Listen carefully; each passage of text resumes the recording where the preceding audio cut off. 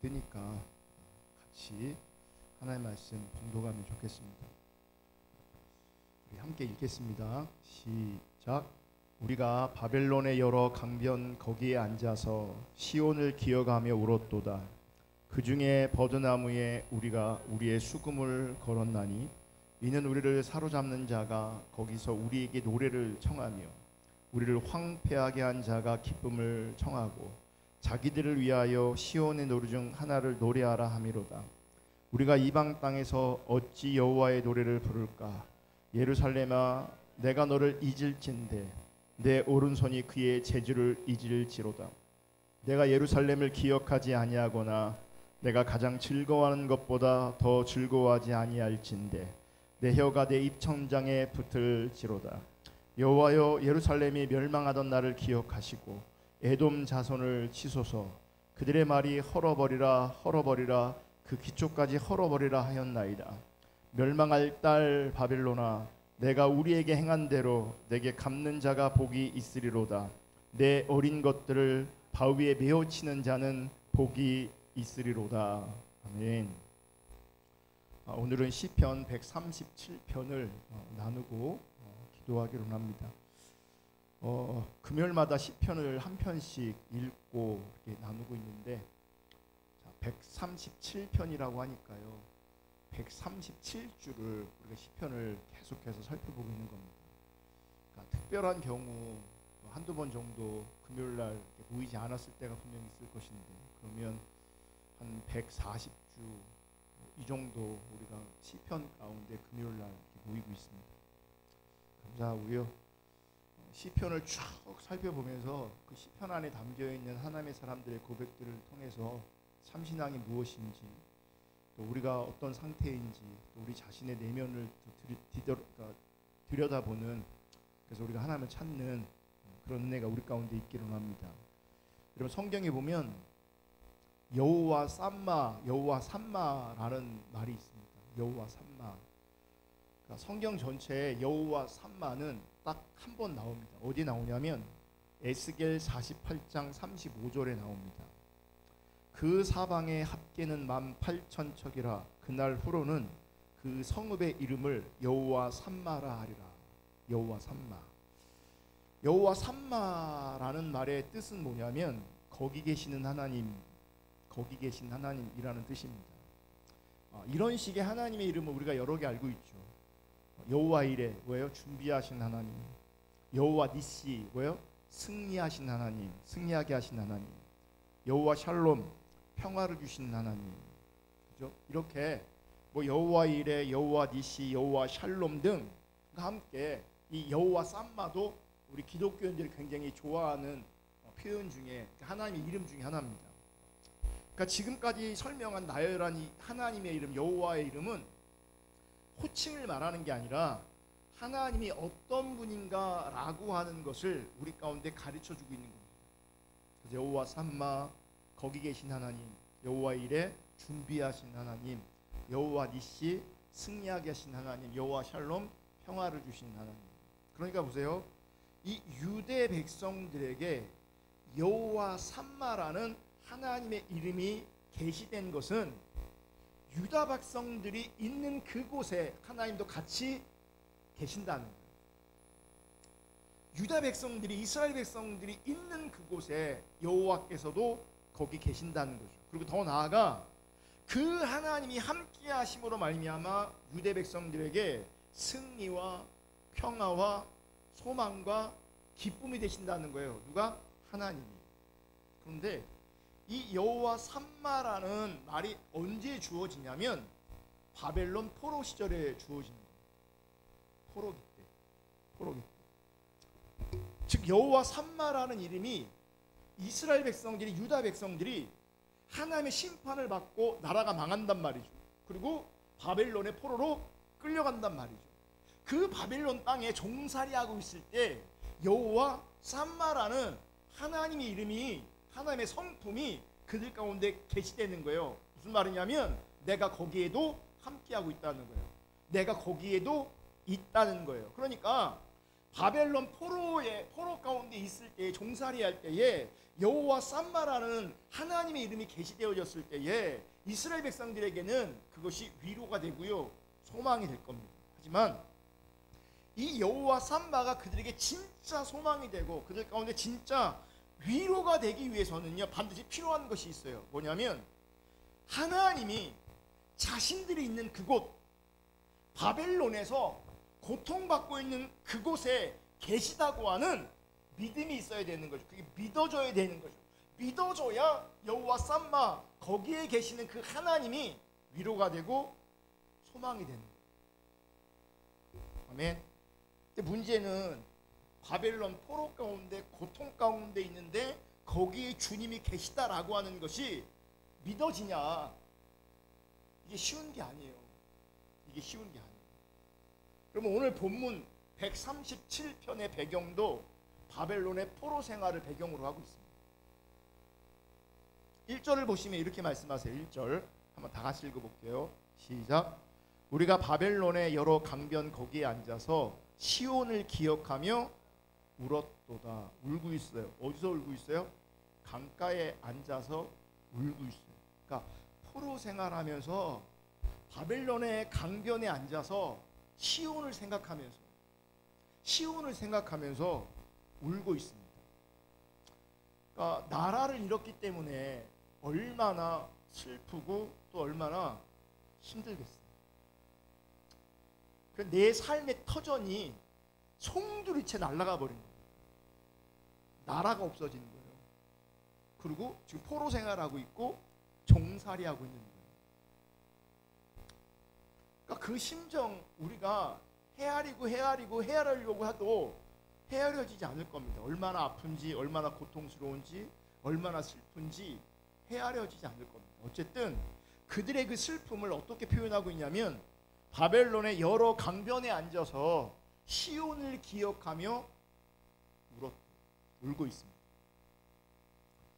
여러분 생각해 보세요.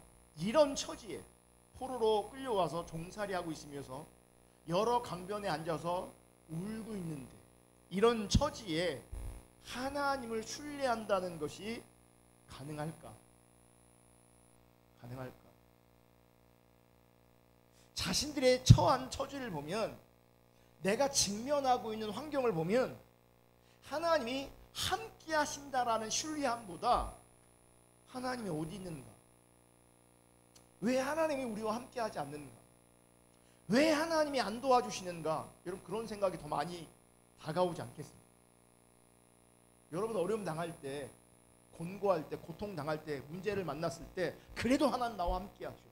그래도 나와 하나님 함께 하셔. 그런 마음을 그렇게 하나님 신뢰하면서 하나님 앞에 있습니까? 아니면 내 마음 안에 하나님 어디 계실까? 왜 안 도와주실까? 라고 하는 마음이 더 들겠습니까?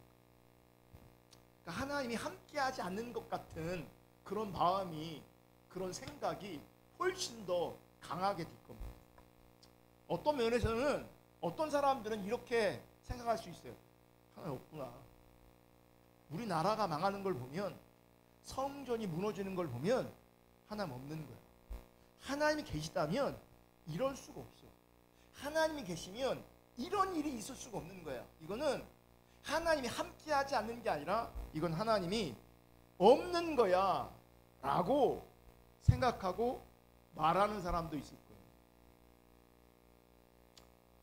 그러니까 하나님을 인식하더라도 혹은 믿더라도요, 속에서 하나님을 향한 분노가 날 수 있단 말이에요. 왜 안 도와주냐고, 하나님 없는 거 아니냐고 그럴 수 있다는 거죠. 포로 생활 가운데 종로로 탈 때. 그런데 여러분, 이렇게 도무지 하나님을 신뢰할 수 없는 상황임에도 불구하고, 그럼에도 불구하고 하나님을 신뢰하는 백성이 있어요. 그러니까 신뢰할 수 없는 상황에서 하나님을 신뢰하는 사람들이 있다고요. 이게 남은 자예요. 이게 남은 자예요. 이게 그 남은 자가, 그러니까 신뢰할 수 없는 자리에서, 하나님을 도무지 신뢰할 수 없는 그 자리에서 오늘 시편 기자가 하나님 앞에서 하나님을 찾고 있는 거예요. 이게 남은 자의 고백인 거예요. 여러분 나라가 망해도요, 하나님 거기 계세요. 내가 종살이 해도요, 하나님 거기 계세요. 내가 정말 많은 문제를 안고 있어도요, 거기 하나님 거기 계세요. 아멘. 쉽진 않겠지만 하나님 아는 자들은, 하나님 앞에 좁은 길을 가는 자들은, 남은 자들은요, 거기 계시는 하나님을 본다고요. 거기 계시는 하나님을 안다고요. 거기 계시는 하나님을 신뢰한다고요. 아멘. 그래서 이 바벨론의 포로 가운데 시온을 생각하면서 울고 있지만 그는 그 속에서 하나님을 향한 믿음을 지킵니다. 2절 볼게요. 2절 다 같이 있습니다. 2절 시작. 그 중에 버드나무에 우리가 우리의 수금을 걸었나니, 나무에, 버드나무에 수금을 걸어놨대요. 자, 수금은 어느 때 사용하는 거냐면 하나님 찬양할 때 사용되어지는 악기입니다. 하나님 찬양할 때. 근데 그거를 버드나무에 걸었대요. 다시 말하면 이제 하나님을 찬양하고 하나님을 노래하는 것을 거부한다. 거부의 행인 거예요. 나 이제 찬양 안 해. 나 이제 노래 안 해. 그 이유가 3절에 나와요. 3절 볼게요. 왜 나무에 걸어놨는가? 왜 그들이 노래하는 것을, 하나님 찬양하는 것을 거부하는가? 3절 다 같이 있습니다. 시작. 이는 우리를 사로잡은 자가 거기서 우리에게 노래를 청하며 우리를 황폐하게 한 자가 기쁨을 청하고 자기들을 위하여 시온의 노래 중 하나를 노래하라 함이로다.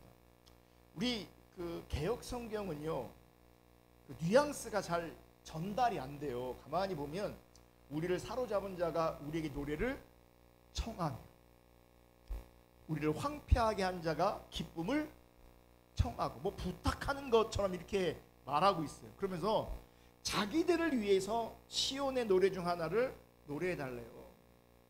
여러분 여기 표현을 보면 자기들을 위해서라고 돼 있잖아요. 이게 이방인의 특징입니다. 하나님 없는 사람들의 특징입니다. 하나님 없는 사람들의 특징은 뭐냐면 자기를 위하여 노래하라고 하는 거예요. 자기를 위해서. 이게 하나님 없는 사람 특징이라고. 나를 위해 존재하면 이방인입니다. 자기를 위해 존재하면 그건 하나님 없는 이방인의 속성입니다. 자, 이거를 3절을 세 번역으로 한번 볼게요. 세 번역으로. 우리를 사로잡아 온 자들이 거기에서 우리에게 노래를 청하고 우리를 짓밟아 끌고 온 자들이 저희들 흥을 돋우어 주기를 요구하며 시온의 노래 한 가락을 저희들을 위해, 자기들을 위해 불러보라고 하는구나. 이런 거죠. 이제 바벨론 사람들이 잔치를 베풀면서 포로를 끌고 오는 겁니다. 그러면서 자기네들의 흥을 돋우라고 뭐 하라는 거예요? 노래를 부르라는 거예요. 근데 그 노래도 어떤 노래를 부르냐면 하나님을 찬양하는 노래를 부르라는 겁니다. 봐요. 지금 이스라엘 백성은 하나님을 믿잖아요. 하나님 믿고 있는데 그들이 지금 망했잖아요.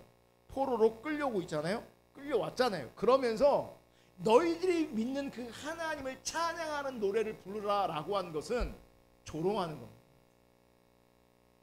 잔치를 베풀어 놓고 끌고 와서 갖고 노는 거예요. 좀 노래 불러봐라.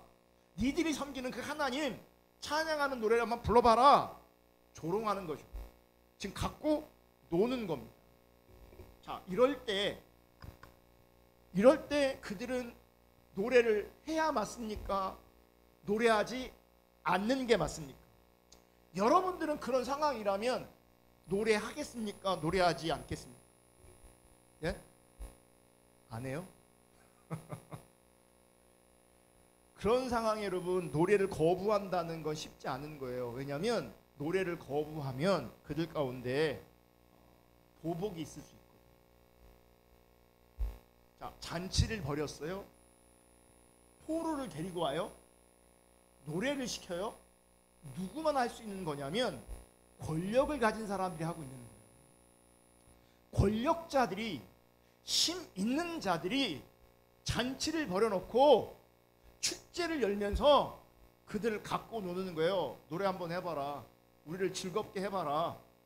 이런 상황에 그들이 거부하면, 노래하는 것을 거부하면 그들 가운데 여러분 엄청난 보복이 있을 거예요. 왜냐하면 포로잖아요. 포로라고.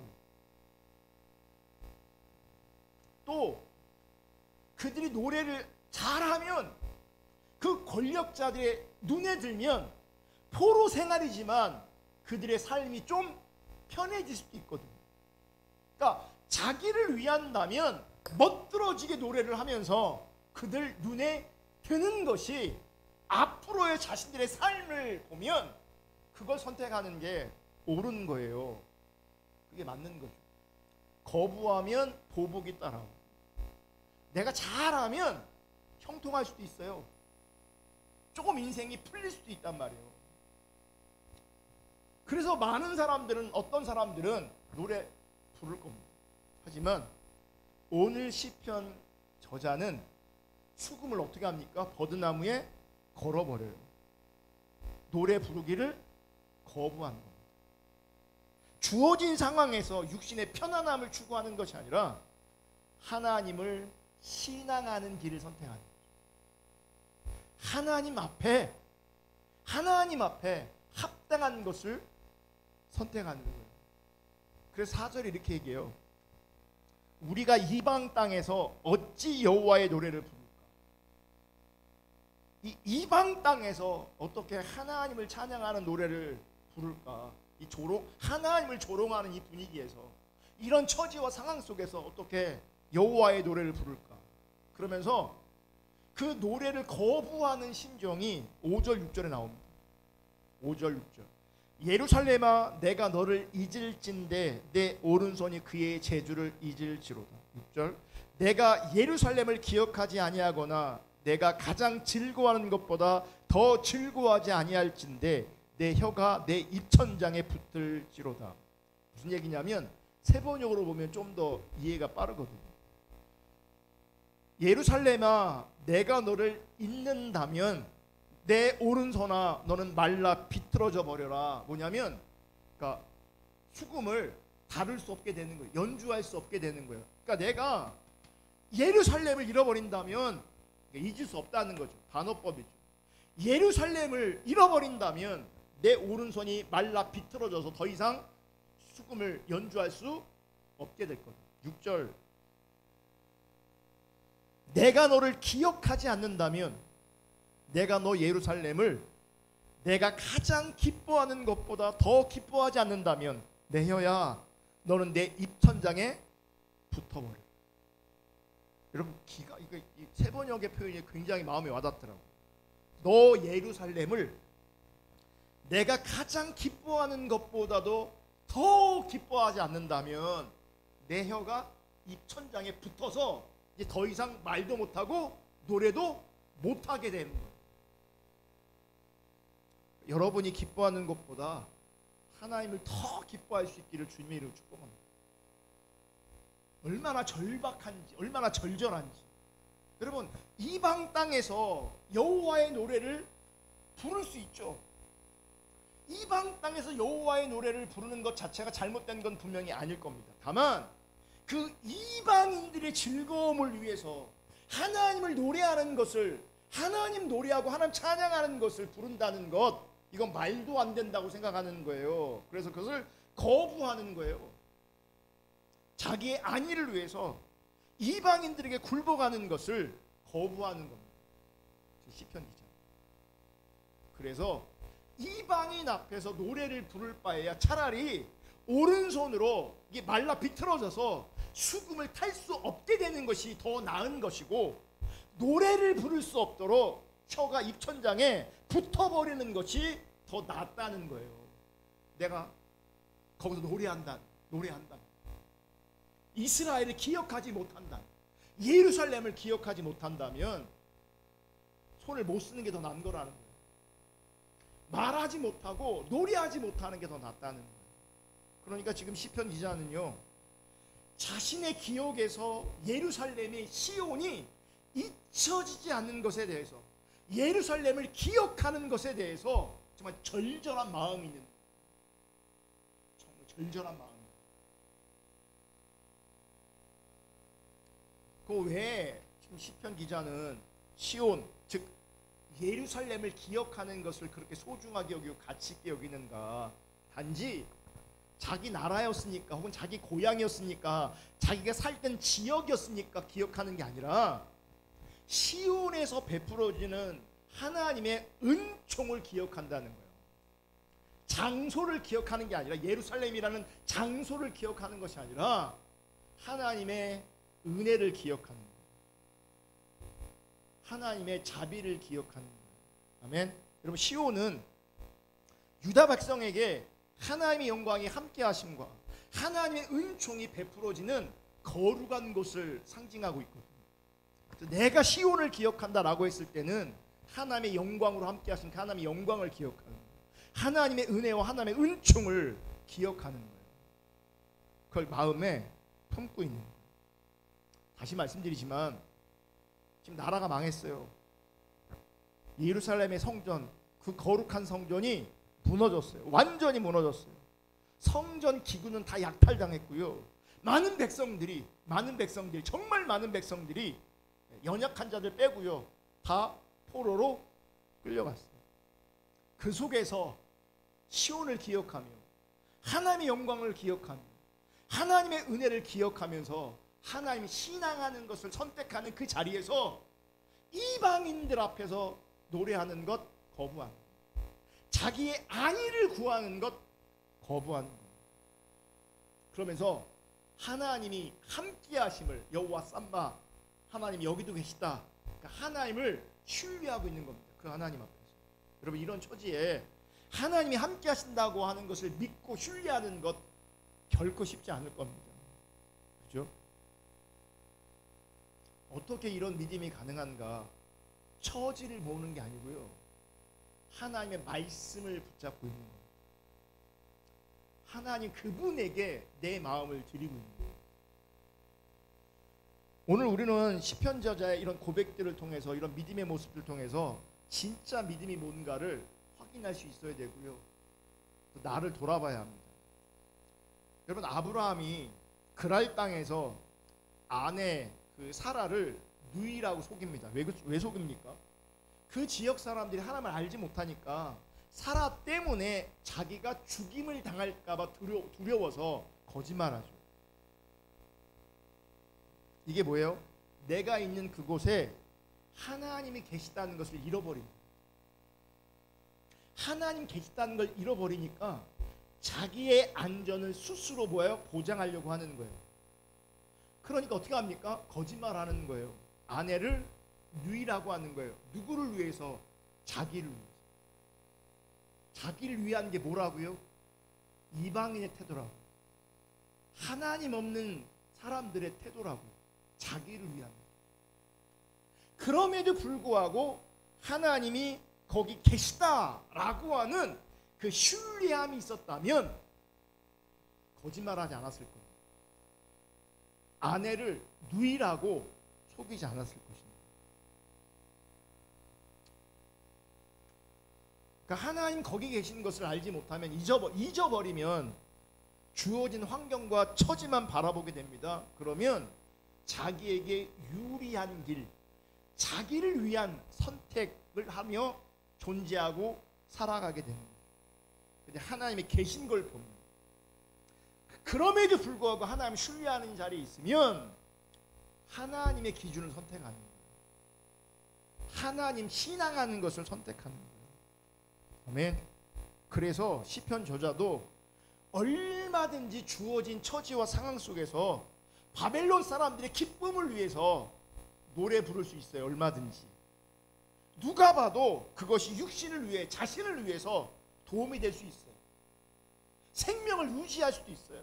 하지만 오늘 시편 저자는 바벨론보다는 자신이 예루살렘을 잃어버린다는 것을 더 두려워하고 있어요. 시온을 잃어버리는 것을 더 두려워하고 있어요. 하나님의 영광과 하나님의 은혜를 잃어버리는 것을 더 두려워하고 있어요.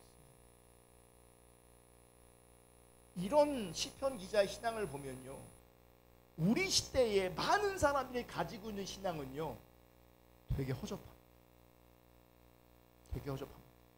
바람 부는 대로 움직입니다. 바람 부는 대로. 일로 보면 여기서 넘어져서 걱정하고 염려하고 불신 가운데 이렇게 불면 일로 넘어져 갖고 걱정하고 염려하고 근심하고 또 주어진 현실 속에서 뭐가 나한테 유리한가 그 유리함을 추구하고 있습니다. 이게 우리 시대의 많은 사람들 많은 성도들의 영적인 실상이에요. 자기를 위해서 신앙생활 자기를 위해서 오늘 보면 7절을 보면 이렇게 말하고 있어요. 7절 다 같이 있습니다. 시작. 여호와여 예루살렘이 멸망하던 날을 기억하시고 에돔 자손을 치소서. 그들의 말이 헐어버리라 헐어버리라 그 기초까지 헐어버리라. 그러니까 그때 심판이 바벨론의 심판 바벨론으로 주어진 심판이 대단한 거예요. 다 무너졌어요. 기초까지 다 무너졌어요. 근데 시편 기자는 이렇게 얘기해요. 여호와여 예루살렘이 멸망하는 날을 기억하라. 기억하라. 그러면서 에돔 자손을 치라고 얘기해요. 여기 에돔은 그러니까 바벨론 족속을 말하는 거예요. 또 8절을 보면 또 바벨론을 저주하고 있어요. 멸망할 딸 바벨론아. 그리고 9절에서는 또 이렇게 말합니다. 내 어린 것들을 바위 위에 메어치는 자는 복이 있으리로다. 내 어린 것들을 바위 위에 메어치는 자는 복이 있다. 자, 여기에 어린 것들을 바위 위에 메어친다라는 표현이 나오거든요. 근데 이 표현 어디에 있는 표현이냐면 이사야 13장 16절에 있는 표현이에요. 이사야. 그들의 어린 아이들은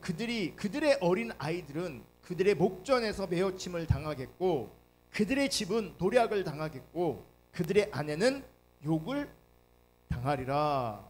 이게 이사야에 있는 거고 이 표현을 가지고 지금 시편 기자가 다시 언급하고 있는 거예요.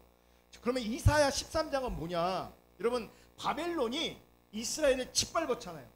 처참하게 짓밟았잖아요. 근데 바벨론을 하나님께서 또 어떻게 하신다고요? 그들이 이스라엘 가운데 유대한테 한 것처럼 똑같이 철저하게 그들을 짓밟고 그들을 무너뜨릴 것이다 라고 하는 예언이 이사야 13장에 담겨 있어요. 그래서 이사야 13장 1절은 이렇게 얘기해요. 아모스의 아들 이사야가 바벨론에 대하여 받은 경고라. 바벨론에 대한 예언이라는 거예요. 근데 그 바벨론이 어떻게 된다고요? 망한다고. 그 바벨론이 망한다고. 우리도 그들을 통해 망했지만 하나님께서는 분명히 말씀하시는 거예요. 이사야를 통해 말씀하시는 거예요. 그들도 내가 심판할 거라.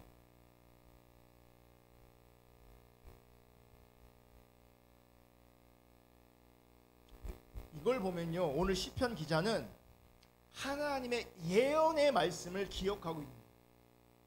누가 이사야를 통해서 미리 뭐 하신 거예요? 말씀을 주셨어요. 그러니까 하나님이 행하시는 일을 이미 이사야를 통해서 주셨단 말이에요. 포로로 끌려와 있지만 지금 시편 기자는 무엇을 믿고 있는 거예요?